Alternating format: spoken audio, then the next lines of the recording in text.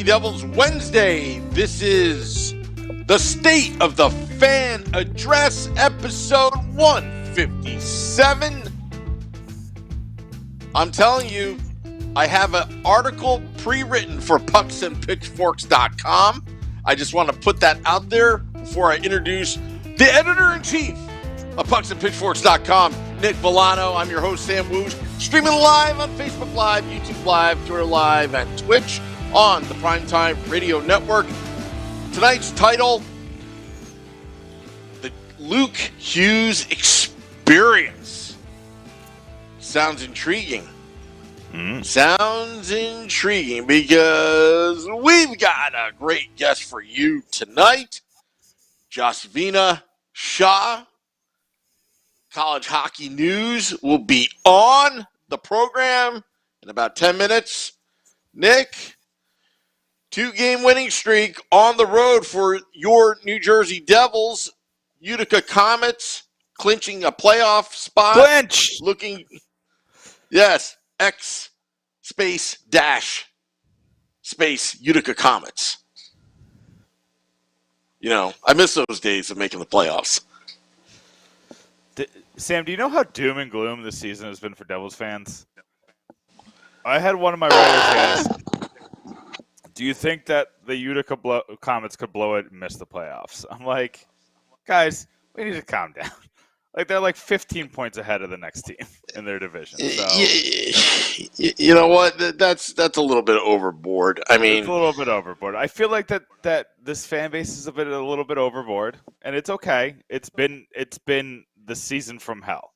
Like, this is the season from hell after 2 underachieving seasons and 2 rebuilding seasons.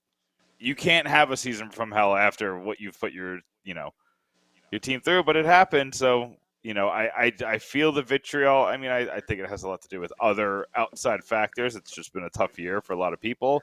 And then you add that, on a nightly basis, our hockey team makes us miserable.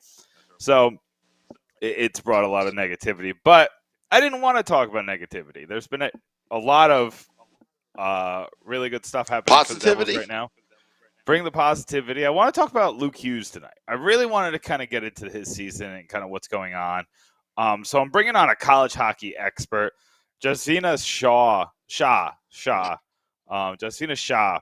She works for College Hockey News, and she writes she's written a bunch of hockey, really good stuff over the years. So you've seen her around. You definitely have. You've seen her whether on social media or some of her writings. She's all over the place.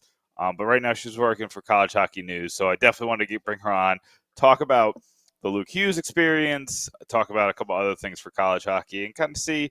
I kind of also want to see, Denver. I didn't expect Denver to be the team that came out on top. I mean, I expected it to be Michigan. But, on top of all that, Denver to come out as the champ is just not something I expected. So kind of talk about college hockey in general.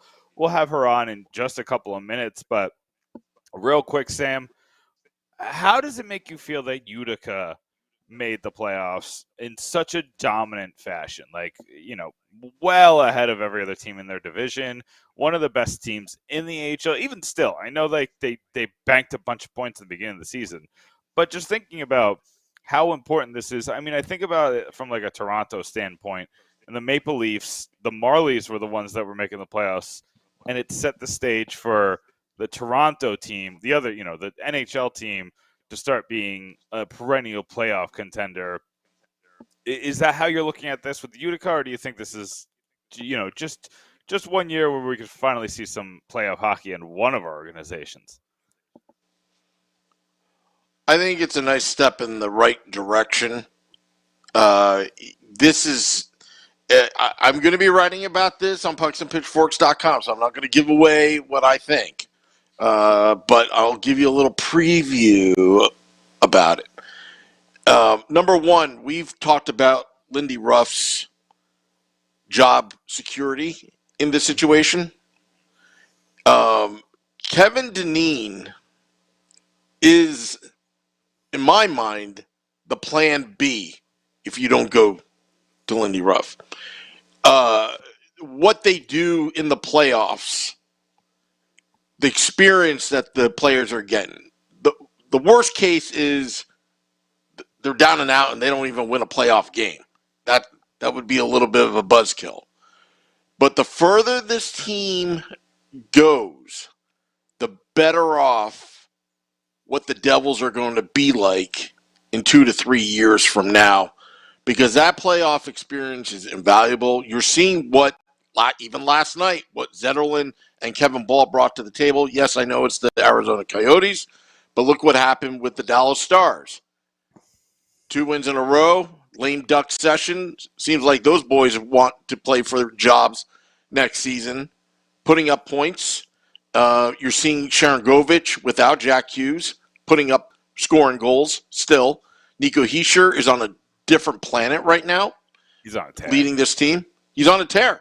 And that's what we wanted. And you know what? He is now looking like a first overall pick right now, the way he's leading the team, both points and leadership at the moment. Nico Dawes, the surprise goaltender of the future, is getting invaluable NHL experience right now. And getting back to Utica, getting back to your question about Utica, how I feel about it.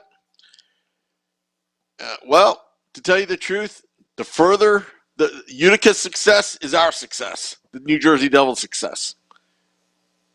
Whatever they're doing right now, they've been getting results, and even when the players are now coming up to New Jersey, you're getting results. And a lot of these players shouldn't even be here at this point, but they're getting results, and they're making their mark. And also, we have yet to see Luke Hughes. We have yet to see Chase Stillman. We have yet to see Mohammedoulin. So, again, relax, folks. I think the Utica Comets is going to give us some hope here that if they go far, or even they win the Calder Trophy, Tom Fitzgerald and, he can rest easy during the offseason. Okay, you know what you're doing. Give us some time. But it's the first time since 2017. Yeah, and here's the other thing is that there's 4 major factors that really destroyed this season, and we'll get our guests in just a moment, but it was the injuries. The injuries destroyed it. It was the goalies. We couldn't find a competent one all season. It was the schedule. Everybody in the Eastern Conference, there was just a major divide. So you're racking up losses against these 4 monster teams in the Metro and then a couple others in the Atlantic. And then it's just kind of the circumstance. We couldn't get everything to fall into place, whether it was the power play would stink for a week straight or, we couldn't get a save for a month straight, despite us scoring 3 to 4 goals a game. It just seemed like nothing lined up. So, it's this season is the season from hell. Everything went wrong. Literally everything went wrong. I know that's not a good excuse and when you don't want to hear after 5 years of just being suck, but it is what it is. Yeah. I think everyone's tired of excuses. I think we're past that. But at the same time, this is not an excuse. The reality is we have yet to see 3 first-round picks in the system. In the system. Forget about being with the New Jersey Devils. In the system. And the system right now, the farm system called Utica Comets, guess what? They're in the playoffs right now. And they don't have these 3 guys right now, especially Luke Hughes. All right, so I'm going to get our next guest, Nick. I'm sure social media right now. Yeah, talk to yourself. Do what you need to do. Let me get our next guest on. Nate Milbank in the comment section. I don't. You might be new here. I appreciate that. Do you expect Ty Smith to be moved this offseason and make room for the likes of Hughes, Ball, and Walsh? Hughes is staying in college, and we'll talk about Ms. Shah about that in a moment, about that decision to stay in college. But he's staying at Michigan, so we don't need to make room for Luke Hughes. And then he has Ball and Walsh. Walsh is. I don't know what to do with that. Like, why haven't they given him a look all season long? They haven't given him one look, even though he's been very good for Utica for most of the season. They've given Ball multiple looks. They've given, Christian Jaros multiple looks. They've given looks to other defensemen on the bubble, but they haven't given a look at all to Riley Walsh. Now, I can't really explain it. Dougie Hamilton was out for 6 weeks, so that opened up a spot on the right side. Maybe you don't want to waste, contract eligibility and all that, because this season's a goner anyway. And you still had Damon Severson and PK Subban, who are more than capable of moving up a spot in terms of an injury. So basically, my answer is no. I don't think they think that Walsh is ready to jump into the NHL next year, and Ball is still a bottom pair guy.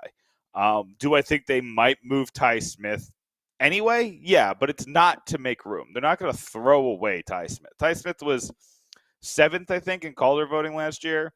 He's coming off a phenomenal season, and this one is a dreadful one. It's literally two opposite sides of the spectrum. My big worry is that, we saw what happened with Will Butcher. Will Butcher was great, and then he was below average, and then he got even worse. And I think that there's a little worry that Ty Smith could be there, but I think that they're not going to make the decision to move away from him this year. And Sam, you're back. I'm back, and I'm back with our next guest. Her name is Jashvina Shah. She's a national reporter for the College Hockey News, and she has the best Twitter handle account name of all time. You can find her on Twitter at Ice Hockey Stick. Jashvina, you're on with Sam and Nick. How are you tonight? Good. How are you? We're doing great. Besides having to be Devils fans during this dreadful season, everything's pretty much working out for us. Dreadful season? Try dreadful decade. Yeah. Listen, and we started this podcast in the middle of this, so I guess we're the crazy ones. But, we do have some positivity, and I feel like it's every year. It's like, look at these prospects. Well, I got to do it again. Look at the prospects. They're so great. Yay. But Luke Hughes looks legitimately like somebody who could be something.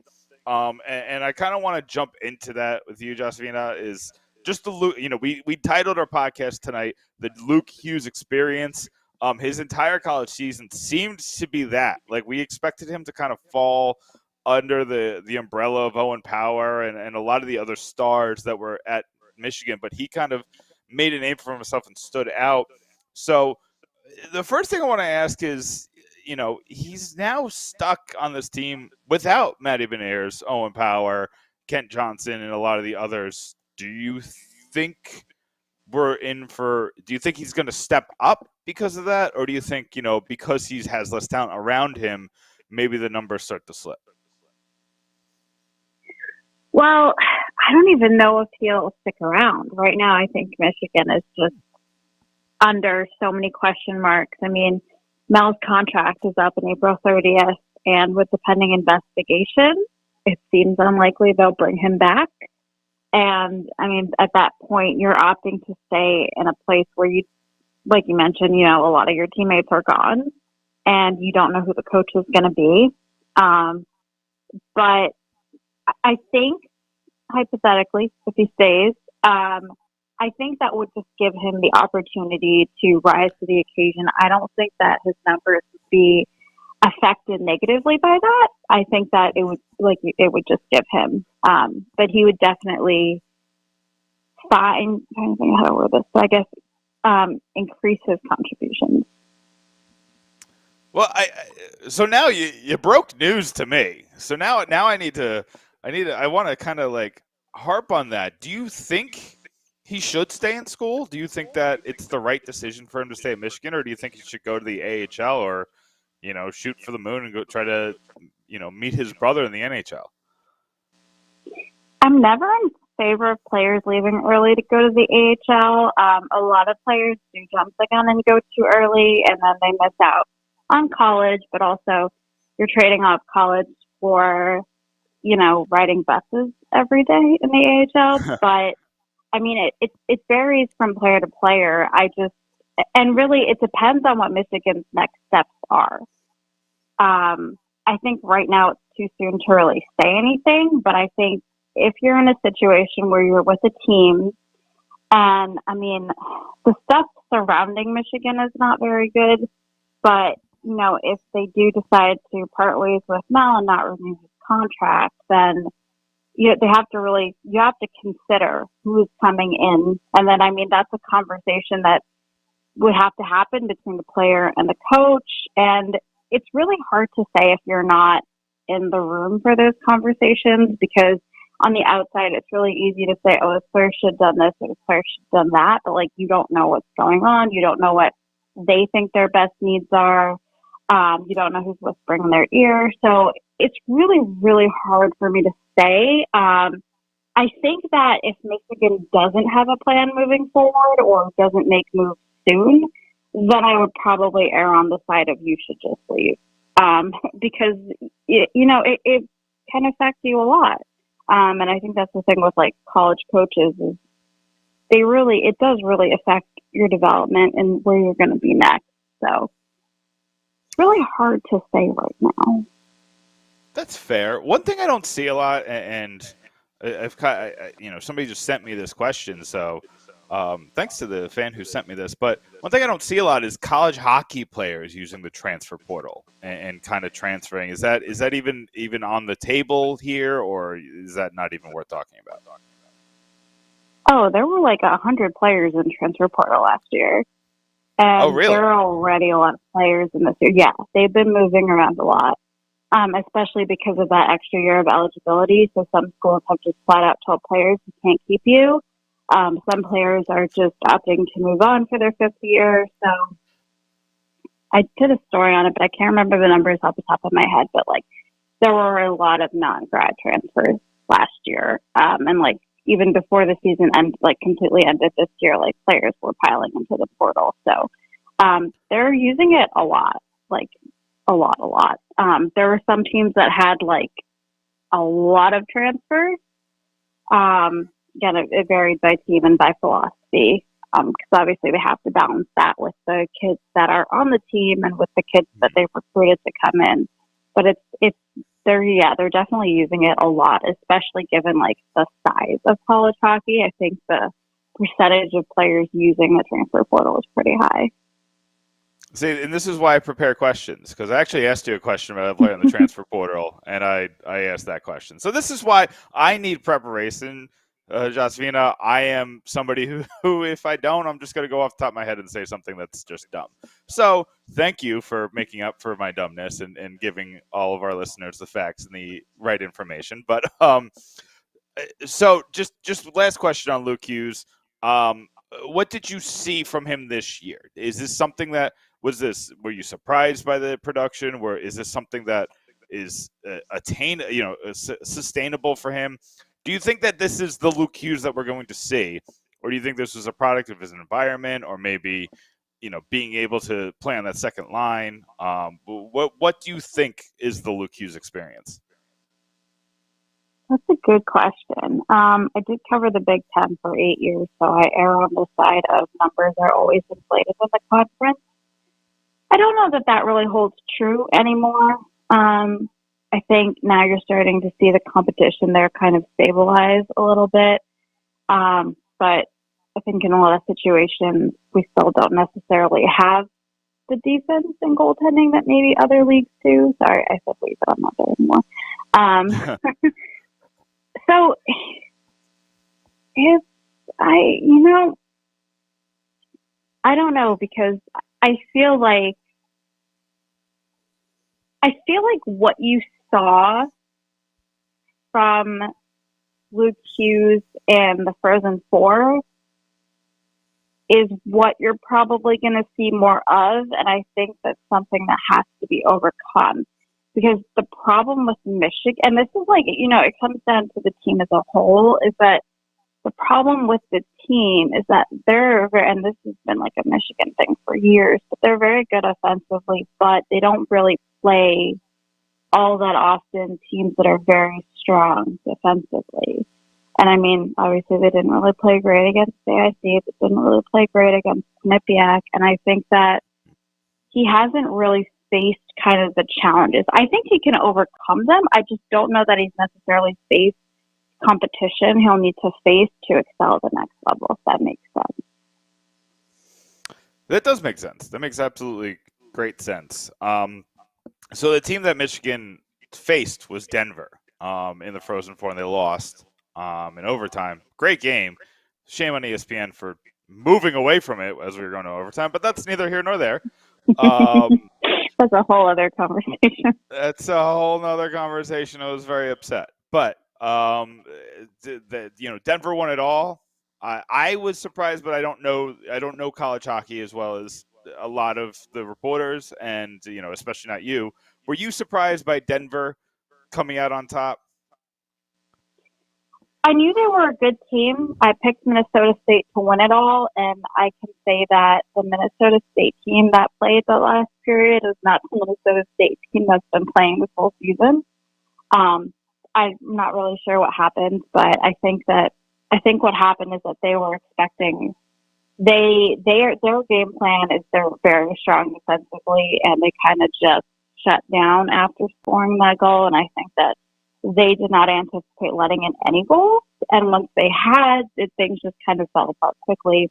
It varies by what player you ask. Some people say like they unraveled too quickly. Others will say that they didn't, but I mean, Denver is a really good team.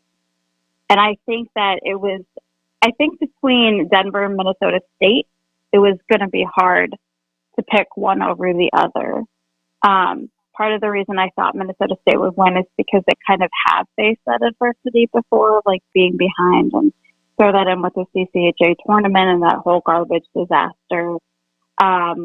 I thought, and the fact that they were in the Frozen Four last year, I thought that experience would kind of like help them not unravel. And I really thought when it was 1-0, it would be done. But I mean, Denver is a really skilled team, and they're a really good all around team. And I think for Minnesota State, and Denver, they all faced really tough competition to make it to the Frozen Four. Like those were not easy regionals to make it out of. So I didn't pick Denver to win, but I'm not necessarily like shocked by it. I wish, I saw them win like 5 years ago. No, yeah, 5 years ago. So I like really don't need to see them win again anytime soon, but that's another. Can we make it like the draft lottery where you're only allowed to win like twice every 5 years so we can kind of get new blood in there? I guess it depends. I didn't mind UMD winning. I don't know. They were very endearing. I didn't have an issue with them winning. That's fair. That's fair. And we were watching that pretty closely because Joey Anderson was on that first team, former Devils prospect, somebody who was really beloved by this fan base. So I'm assuming you're talking about Minnesota Duluth, correct? I'm not wrong here. Yes. Okay. Yeah, so yeah, we had that same rooting interest as you. Now speaking of transfer portal and why Nick needs to have guests on because he's an idiot, I'm going to ask you about it. So one of the Devils' big goalie prospects is Cole Brady, and he looked really good at times last year for Arizona State.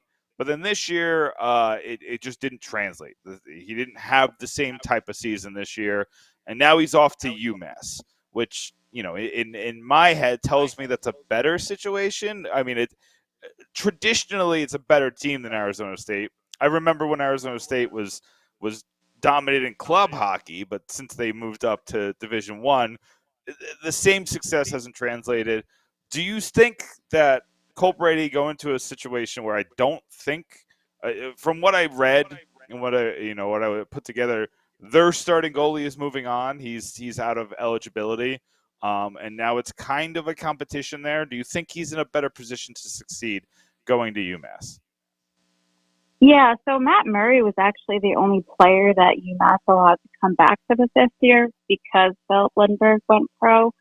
And yeah, you're correct. Now he is leaving. I don't know what their goalie situation looks like in terms of if they have anyone coming in. Like, I'll be honest, I haven't switched into that looking at next season mode yet. So it depends on, I mean, I think it's a great move if he gets playing time. But a big thing with goalies is that they need the reps, they need playing time. So I guess maybe not recently, but maybe a decade ago, you saw quite a few goalies kind of leave mid-season and go to major juniors, because that's one position where I think yeah, you need to practice off ice, but you really, really need the reps on ice. And you can't, you look at goalies, what was I thinking of? Justin Close, you look at goalies that don't, you can't replicate what an in-game situation feels like, no matter how hard you try to in practice. It's impossible. So the reps are a big thing. And I mean, if he can, I think it depends on, I mean, they've shown there that they have coaching that can develop goalies. I want to say, maybe I'm being generous, I don't know. But so that's definitely good. And I think it just depends for him on where you're at in your career and in that stage, because you can learn a lot by, obviously coaching matters. You can learn a lot by watching. So even if hypothetically he does lose out on the starting job, he can still learn a lot from the potential starter. Now, I would say it's okay, if you're a backup to someone who has that experience and has played well, because I think that you'll learn more in that situation. But if it's kind of two people who don't really play that much, then you're not maybe learning as much from that person who's starting. So it kind of depends, but the reps are definitely key. So I would say that it's better to stay at a team that's maybe not doing so well if you're getting the reps and getting game time, the playing time, and you're seeing shots, than if you're playing for a team where you're not playing at all. But again, I guess it depends on what your goals are moving forward. Hey, I don't hate it. I like it better than the situation he was in before. And luckily for us, we have other goalies younger, in the same age range that are in front of him. So he's basically found money if he ends up turning something around. So we love that. Yeah, goalies are impossible. You don't know. They're very hard to predict. Yeah, no, you're absolutely right about that one, and which is why I think the Devils have drafted one every year for the past 7 years, so they're just shooting for it. Yeah, you just should trying just to see. not. I would recommend not drafting goalies. I know that you want to get you want to kind of grow your team, grow your farm team and things like that, but with goalies, especially if you're struggling like the Devils are, I mean, trading their first round pick for Corey Schneider was a good idea. I don't think it panned out the way it should have, but I think it was a lot better than letting the Devils use that pick. Because their first round drafting tendency with Lou, as Lou was on his way out, was just really bad. But yeah, but also that, other discussion, but that comes down to how the team manages players. And I don't think they managed Adam Larson well. That's a whole other story. I'm getting very off track. We do the same thing, so you're fitting right in. And it's funny because you brought up the Corey thing, and I hear a lot of Devils fans be like, "Oh, imagine this team if we had Bo Horvat." It's we wouldn't have Bo Horvat. We weren't taking Bo Horvat. We were taking somebody who you hated, and we're going to be very upset with. So, yeah, that's that. But Jashvina, we had thank you so much for coming on. We really love getting the knowledge of other parts of the sport of hockey, and college hockey is something that definitely we love getting a little extra on now, especially now that we have so much vested interest in college hockey. But kind of let everybody know where they can find your work and what you've been working on and what's coming up. Let everybody know where they can find you. On Twitter at Ice Hockey Stick. I freelance for a variety of outlets. Most of what I do is for college hockey news. So I've covered almost every league. I've covered 4 out of 6 of them. And I've covered all different kinds levels of hockey for men's and women's. But due to time constraints, mostly I just stick with men's college hockey. That's primarily where you can find my work. I do have a book called, what is it? Oh my God, I can't remember the name of my own book. It's called Game Misconduct, and it's about hockey's toxic culture. So that's a lot of what I've been doing for the past 2 years. So like outside of that, I haven't really had that much time. But as for what's coming in the future, I have no idea. Well, we'll see. I guess I'm just trying to make it through the recent coaching changes, and we'll figure that out. You know, it's the off season's coming up. It's one step at a time, and definitely, I've seen you do a couple interviews. I believe it was last year on this book. Everybody seems to rave about the book. Again, it's game misconduct, hockey's toxic culture, and how to fix it. You know, it's always going to be in the news until they do fix it. So it's definitely a relevant book. Definitely find it. And I'm assuming at all the major retailers that you buy your books. So. Jashvina, thank you so much for coming on. I really appreciate you giving us some of your time, and we'll definitely talk to you again soon. Yeah, thank you for having me.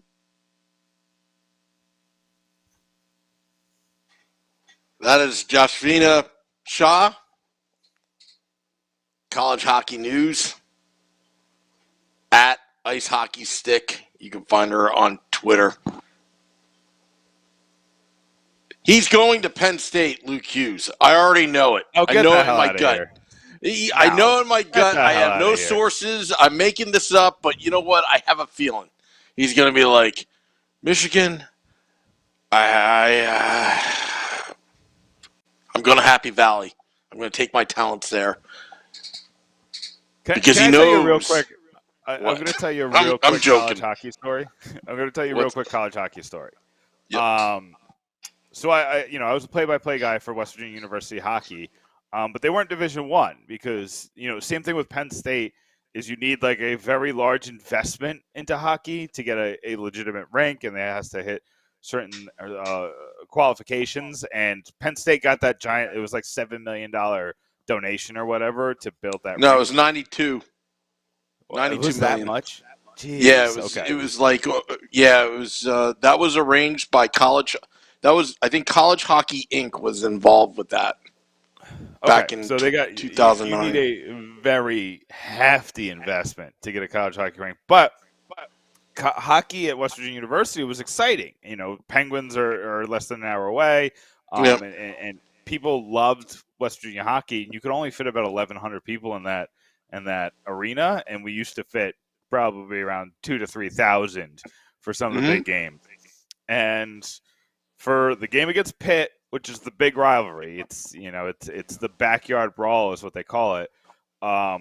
We had Gordon Gee, still the president of West Virginia University, and a lot of people know Gordon Gee. You know, when he was at Notre Dame and when he was at Ohio State, and saying a lot of things that off the cuff. But when I got, we were about to interview Gordon Gee live on the air. And the first thing the guy tells me is, don't ask about an arena. I was like, I'm a college student and, I'm doing the play-by-play. So, you gotta, fall in line. Literally didn't ask a question, Sam. And Gordon Gee goes, man, we got to get an arena for this, don't we? On the air. And I just look around and I look at the guy. I was like, I'm going to go with this. I was like, yeah. Let's get an arena. What do we have to do? So he wasn't mad at me because obviously I didn't bring it up. But the president of the university is he takes the pre-question and he throws it out the window because he's Gordon Gee. He's the guy with the bow tie. Wow. College hockey. Do you still have like recordings of your play-by-play or color or what you were doing in West Virginia? Yeah, I think it's all gone, which is unfortunate. Back in the day, it's weird when you graduate college. You're like, oh, I have to save all my work. I have to put together a reel. When you graduate college as a journalism major, you have all these things that you want to do, but if you get a job right away, then it's like, oh, I have to do all these things. You're like, well, why am I doing all these things? I already have a job, and then you're like, then you just kind of move away from it, and then it's gone. I think there's one or two play-by-plays that were saved on like SoundCloud somewhere that I gotta find. But yeah, no, it's and it's funny. There's some I think I was pretty good, but there's some where probably sounds like I forgot the English language. There was one game in particular where the other team didn't give me a lineup, and they didn't have names on the jerseys. So I had to say, I was like, how am I supposed to do this? They're like, it's not our problem. I was like, I mean, I guess that's true, but you're going to look like an idiot because, like, you don't have a play-by-play person. So all of your fans are listening to this. So I had to be like, number 13 passes to number 16, passes to 22, shoots on number 1. It was terrible. It was bad. But, that happens. It's college hockey. It's club hockey. Which is what it's called. It's more important than that, but it's what they considered it because it's not a Division 1A sport. But yeah, I mean, back in the day, Penn State, because I was part of that whole thing. What sucked about club and an NCAA affiliation was club does not get any NCAA privileges or money. And so if in NCAA, if you have a hockey team, 2 hockey teams, and then a brawl or maybe a fight breaks out, they're under different jurisdiction. Whereas in club, you're subject to expulsion of the school. It is different. Getting out of class to travel in tournaments was like, I would actually get dinged for an absent, like 2 days absences of class because I'm I don't have because it's a club you're sport. Not a scholarship athlete kind of thing. Yeah. You can't get tutors. You can't get any kind of privileges, even though you're wearing the school's name, logo, and you're traveling. It was awful, and you had to pay if you didn't have enough school funds. A lot of it was, funding came through sponsorships, which the school wanted to get their hands on first, and then tell you where to, but mainly it went to ice time and travel costs that, it was, you were going against a chess team in front of the SGA, the school Student Government Association, for those funds, or the bowling team, but what they do consider is the revenue you bring to the school, the recruitment and all that. So they did, but the students don't care because it's all run by, and all that funding came from Penn State football. Anyway, so I'm just telling you like how it worked back in the day. It was under ACHA.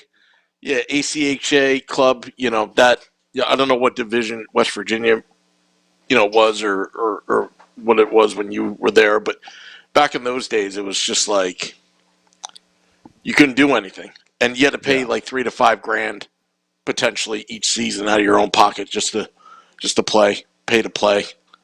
It's wild. That's club hockey is wild. I think it was well funded at West Virginia. I think there was a couple like donor sponsors. Yeah. Who made sure, because, we were taken care of. We always had a bus. We actually got the ride on the team bus a couple times too, which comes with stories I can't share on the podcast. But of course, stacking the hockey bags. Yeah, I'll tell you that story. Yeah. there was some interesting stories. And it was funny, and it was because they would be like, we can't get you a hotel, but we can get you or they would want us to pay for the team hotel.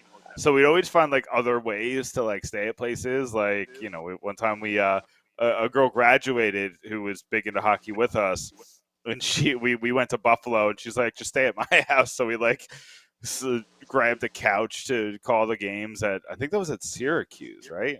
I think so. So we had a lot of cool experiences calling a game in the Carrier Dome. Like, that was super cool. And I actually I watched Utica play the Syracuse Crunch. I think it was Utica. Wow. Utica against Syracuse at the Carrier Dome, which is the giant domed football stadium, that Donovan McNabb played in, and a bunch of other Syracuse greats, and that's where they play the basketball games too. So, wild experiences, college hockey. College hockey is an experience, and Jashvina kind of brought that up. Like, she doesn't like hearing people leave early because it is an experience, and it's an invaluable experience, and it's hard to walk away from the money that you'll make, even in the AHL. Yeah. Luke Hughes is going to make $180,000 a year compared to nothing in college hockey. Or I guess he can make NILs, like, little advertisements, but, I don't know if it's going to get to $180,000 a year. So it's hard to walk away from that kind of money. And then you get through the ELC quicker. There's a lot of reasons why you should, but the experience factor and kind of the progression of your development is another reason why not to. But, Sam, we talked enough about college hockey. Let's talk about Devils hockey. We only got a few minutes left in the podcast. So we got 2 wins under the belt. For the longest time, Sam, this season, we kept having all the bad stuff happen right before the podcast. Like in November, December, we would win 2 games on Thursday, Friday, or Thursday and Saturday, and then lose on Tuesday. So we'd always have to come in a negative tone. I feel like the past month or two, it's turned around. We'll lose on Thursday, Friday, Saturday, Sunday, but we'll win that Tuesday game, and we'll win big. So we'll have a lot of fun stuff to talk about. But that Arizona game was fun. I was going through it again. Nico Hischier is different since Hughes has been out. I think there's 2 reasons for this. One, he's stepping up as the captain, which is huge. He understands that there's now a hole offensively with Hughes out of the lineup, and he's filling that hole. But secondly, Lindy Ruff used Nico Hischier in the defensive zone very often when Jack Hughes was in the lineup. He kept Nico Hischier in that defensive zone and gave him the responsibility to get the puck out of the zone. And he just didn't use Hughes in that way a lot. Now that you're, taking Hischier and making him the top line center, he's getting more of that offensive zone time because he's starting in the offensive zone more often. And you're kind of seeing the breakouts. You're kind of seeing the transition game. You're kind of seeing what he can do with the puck on a stick and what he can do to put him in position to get the puck. And it's phenomenal. He's averaging more than a point per game over the last 20-something games. So he's playing out of his mind. He's showing that the Devils do legitimately have 2 top centers. And it's going to make the decision really hard come June when the draft comes up, because if they get the number 1 overall pick, I don't know if you can take Shane Wright. Unless you think that Shane Wright can play a different position, or because you already got Dawson Mercer, who you're probably going to have to play out of position soon, just because his ceiling is not third line center. And are you going to put yourself in another position to do that with Shane Wright? There's a lot that comes with Nico Hischier stepping up like he has, but to see him on a 65 to 70 point pace is probably as good to see as anything we've seen this season. That's a really good question, because never in the Devils' history have they have a big glut of centermen down the middle. I mean, you can even throw Zaka in the mix, as well. In terms of drafted. The politically correct way of what Tom Fitzgerald would say is, I'm going to take the best available. But you make a great point. If the Devils are, number 1, but if you're number 1, again, you've got that new rule in place about having multiple number 1 first overall picks and all that.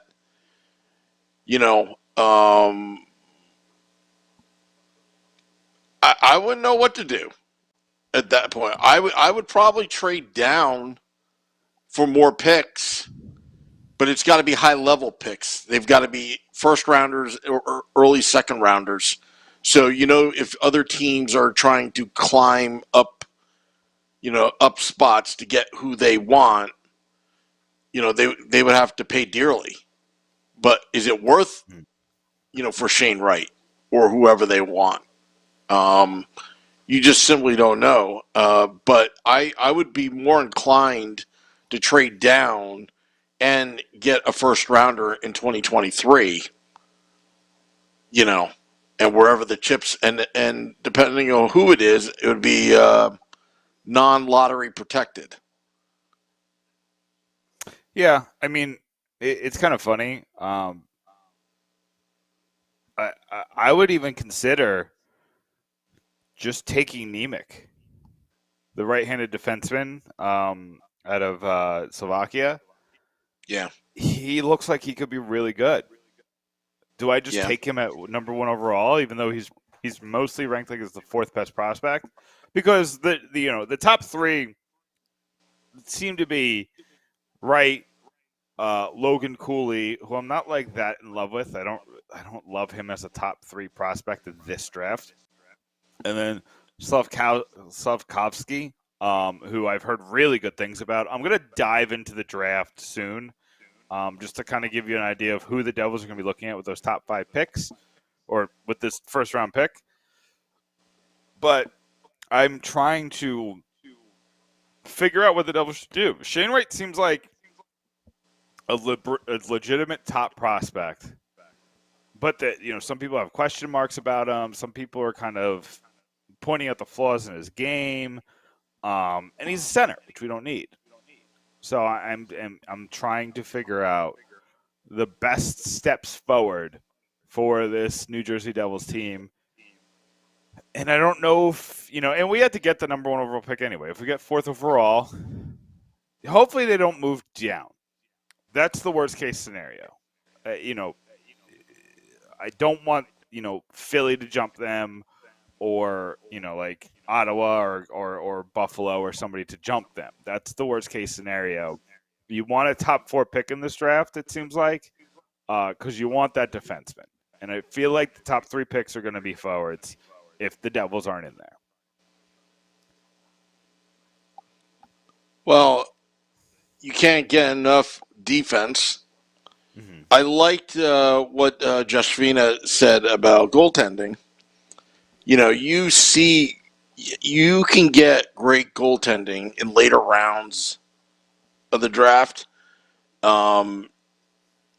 Stanley Cups are, with the exception of Tampa recently, you don't exactly need a Vezina Trophy winning goaltender in the playoffs. You just need a goaltender that's hot or is consistent, but doesn't have to be over the top. Lights out like Shesterkin. But it does help. Don't get me wrong. It does help. I mean, Marc-Andre Fleury is the exception to the rule, but you look at Henrik Lundqvist, 1 Stanley Cup appearance, and he's in the later rounds. Who else? Well, Shesterkin right now, depending on how he does in the playoffs. I think 3rd or 4th rounder. It's weird because some of the best goalies this year are like Jacob Markstrom, who's on his 3rd team, and Freddie Anderson, who's on his, I think he's on his 3rd or his 4th team. It's people who are kind of stepping up after finding the right situation, rather than players who are always great. And I thought, Freddie Anderson has had really good seasons, and Jacob Markstrom has had really good seasons, but this is, something else. And it's kind of funny that this came up, Sam, naturally, because I wrote 2 articles that are coming out tomorrow morning on 2 superstar in name goalies and whether the Devils should make a run for them. One is Carey Price, and the other is Connor Hellebuyck. I understand that one comes with a $10.5 million price tag, I will say, before you read the article. And I wrote almost 900 words on Carey Price. Before you read the article, the Devils would not take his $10.5 million price tag. It would have to be at like a 5. It would have to be the full half, or maybe like a second trade to even bring it down even lower than that, get a 3rd team involved. But it's still a possibility. And the Devils can actually make out in the deal by, getting assets, because Montreal is in a way where they can't really get out of that contract. Do you know how much Montreal would save if they bought out Carey Price's $10.5 million deal? No idea. They would save $500,000 next year and only $1.4 million on the deal for the next 3 years after that. In terms of paying him, or in terms of cap? Or in terms of the cap? Cap hit. Wow. I think a buyout, you just pay them a lump sum or something like that. I can't remember. I'd have that. No, actually, that's not true. I think they do pay them out like on July 1st, like a Darryl Strawberry type thing, or not Darryl Strawberry, Bobby Bonilla type thing. But yeah, it's two very different deals the way it like went out, because you might be gaining assets in a Carey Price trade. But in a Connor Hellebuyck trade, you have to give major assets. Like I would say, what you would do is you go into negotiations, take Mercer, Holtz, and Luke Hughes off the table, and then start from there. Any other prospect is probably going to have to be on the table when it comes to Hellebuyck. It's a risk. They're both risks of different sizes and different reasonings. But Sam, if you go into next season with, say, arrested Carey Price because he hasn't played this season, and it wasn't because of injury, a Carey Price, and let's say they go into next season with Carey Price and Bernier because Carey Price forces them to trade Mackenzie Blackwood. Do you feel better about the season? Yeah. I mean, Carey Price, most importantly, worked on himself, his personal issues, and assuming that he's on a clean slate, fresh start, and is mentally healthy. You've got yourself a world-class goaltender on the New Jersey Devils. That would be a big splash. And do you know how long his contract is? Because again, I'm still high on Nico Dawes. Yeah, but he's got 4 years left. But what you can do is, Nico Dawes is going to get a second contract, and it's not going to be that expensive. So you can afford a $5.75 million Carey Price until, even if Nico Dawes takes the starting job in 2 years, right? Because I still think he's probably about that away from seeing the actual potential of Dawes. If he's making 5.75 for the next 4 seasons, and Nico Dawes makes the minimum the next 2, and then like $2 million after that for 2 seasons, then you can give Dawes the big contract once Carey Price's contract ends. Yeah, I mean, at some point, Carey Price would want to go to a contender, and the future is really in New Jersey. I know that the Devils have been saying that for many years. Forget about their marketing tactics. Forget about all that. I truly believe we're a couple years away of making a huge splash in the playoffs. It's just really a matter of time. And you're seeing it what the Utica Comets are doing right now. And Kevin Dineen is going to put a lot of pressure on Lindy Ruff's job security if they go further in the playoffs, the AHL playoffs, and especially if they win the Calder Trophy. I don't think we should yank Lindy Ruff yet. I still think he deserves another season.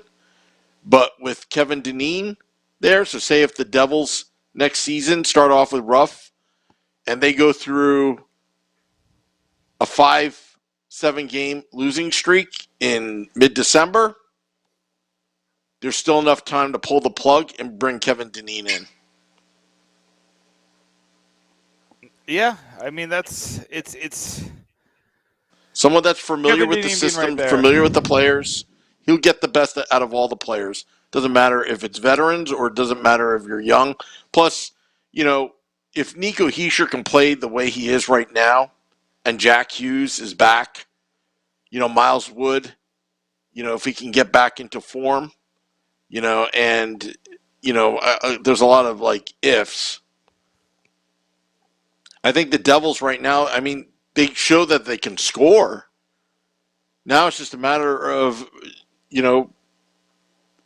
being responsible in the defensive end, cutting down the turnovers so they don't have to work as hard to win games.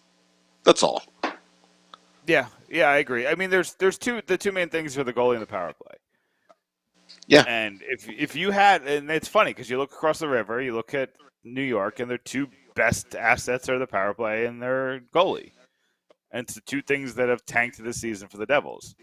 Do I think, it's very, we have different thoughts on Lindy Ruff. We do. I think Lindy Ruff is a great developer. I'm not sure on him as a coach. But when you look at what Kevin Dineen has done in Utica, it's hard to deny what he's done, for real. Yeah. So you look at what he's done, and it's impressive. I want to see what he does in the playoffs because Utica's been a fighter still. I'll give them that. They've been a fighter over the past couple weeks. They're never out of games. They're not getting blown out. They always make comebacks when they go down. But they have lost some games. They've been around the 500 or a little bit better mark over the past month. And,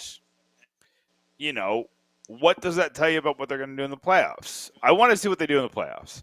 I also want to see... Well, just remember how many emergency call-ups the Devils have poached from the absolutely. Utica Comets. I mean, that had a lot to do with it. Yeah. They took their they took goalies Schmid and Dawes at the same time, didn't they, at one point? That's how bad it was. Yeah, I think I know Merrick Mittens was the starter. Actually, no, what happened was they took Schmid when Dawes was hurt. So they were stuck with Mittens and who was it? It was I will say, and we got to end the podcast soon, but the biggest mistake that Tom Fitzgerald made this year was putting Scott Wedgwood on waivers. Imagine the season if you just had that security blanket of Scott Wedgwood, and he put him on waivers when Blackwood and Bernier were still kind of dealing with injuries. It was just a mistake. It was a massive mistake. Scott Wedgwood, I think it was last night. Yeah, it was last night. He beat the Tampa Bay Lightning 1-0. So Wedgwood is a decent goalie. I don't think he's going to fall for that again. I think he's going to get a backup job, not fall for it. The Devils explained to him the situation, but when you know that goalies aren't getting through waivers, the first team in the waivers was Arizona. They claimed him, the first team. So who knows how many other teams claimed Wedgwood. It was just a mistake. This season would look a lot different. Do I think the Devils are in the playoffs with Wedgwood? No. Do I think they're even a 500 team with Wedgwood? No. Well, I'll dispute that just for the sake of disputing that. Who knows? I mean, I didn't think, at portions of the season, the defense was so bad that you could have had Marty Brodeur in his prime backstopping and they still would have lost. Yeah. So, who knows? But I guess what's done is done, and the Devils are going to get a high draft pick at this point, as far as we know. Good. At least in the top 10. Hopefully it's the last one. Yeah. Unless we get somebody else's pick next year, because I like the 2023 draft a lot. I just hope we get somebody else's pick that goes up really high. Yeah, that's what I'm saying. It's like if you're able to get a 2023 draft pick and it's non-lottery protected, and then another year of this team gelling together, come 2023-24 season, we're looking at good things. Yeah, I agree. I think that the Devils are in good shape. But that's all I got, Sam. We did it. Well, Nick, great podcast tonight. Only a couple more in-season podcasts left. Yeah, and also I got to say, when the Devils are bad, our podcast numbers take a hit. But when they now they're on a 2-game winning streak on the road. Today's drive time. A lot of people listening to Devils After Dark in the morning. Yeah. Yeah. We love to hear about a It good was thing. good. We love to hear about a win. Yeah. And it makes life tolerable and enjoyable when the Devils are winning. My Mets are winning. I'm pretty happy about that. Very The happy about Yankees that. are interesting. I'll just say that. Yeah. They're too cheap to pay Aaron Judge. Sorry, I had to say that. I don't know. I'm kidding. $240 million. He should be the. Yeah, I know. Alrighty. Well, I want to thank all those tuning in, dropping the podcast at midnight. Go to pucksandpitchforks.com for all your Devils needs. Till next time, let's go Devils.